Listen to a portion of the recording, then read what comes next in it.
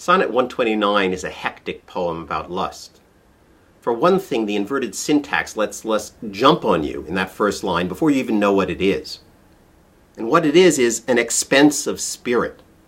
Listen to that doubled spitting noise conveying disgust. An expense of spirit means both a sin that wastes the treasure of your soul and also an ejaculation that uses up vital fluids of your body.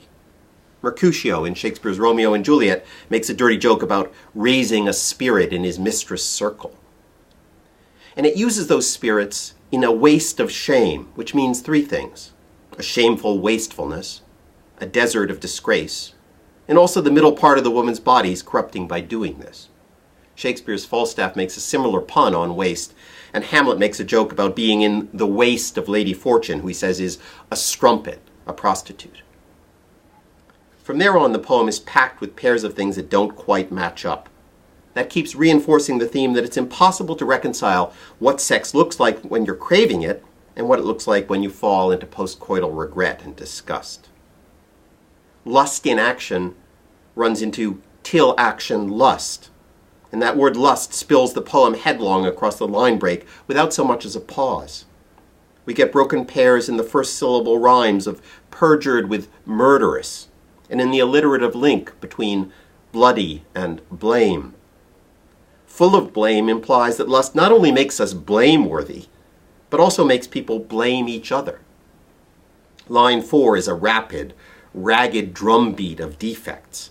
Not to trust means untrustworthy, although its rhythmic parallel with the double-sensed full of blame right above it may encourage us to hear a secondary meaning of untrusting also. Passionate lovers are paranoid as well as unreliable. Lust is enjoyed in the modern sense, or at least the luster assumes that it will be. But for Shakespeare and other writers of his time, enjoyed was generally a euphemism for had sexual intercourse with, like knowing someone in the King James Bible. And this sonnet suggests that's a common but dangerous confusion of what turn out to be two very different outcomes. As soon as the lust is fulfilled, it's despised straight. You're immediately full of contempt for what you were just doing. It was irrational how fiercely you wanted it, and now it's irrational how fiercely you resent it. It's as if lust were some kind of bad drug you'd been lured into taking.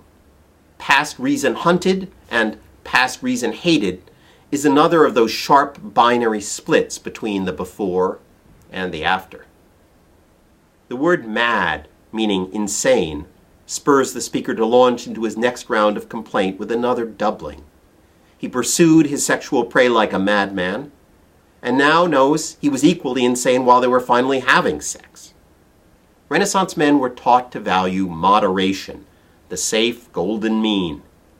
But lust destroys moderation at every stage. You end up extreme in how bad you feel having had it, how good you felt while having it, and how obsessed you felt when questing to get it. It's a bliss in proof, meaning the experience itself seems great, but proved sets up another skewed pairing because it means having been tested, where reviewing the evidence shows it was all really just a sorrow. Before it happens, sex is a joy proposed, something to look forward to so eagerly.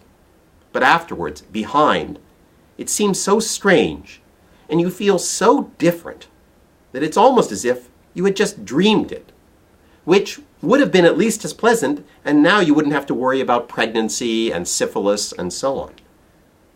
There was nothing real on either side of the mindless moment of intercourse except those emotions. And what's in the middle almost isn't there in this poem. There's possession, having, in proof, but the poem doesn't offer you any visible or tangible evocation of that moment. That missing middle is what the closing couplet gives us so perfectly. It draws back to look from a great detached distance at the whole breathless rant about lust that the first dozen lines just gave us. And the result is two more pairings irreconcilably split. All this the world well knows, yet none knows well to shun the heaven that leads men to this hell. We've learned an important lesson here. And the lesson is mostly that we'll never have enough brain to hormone ratio to use that lesson well.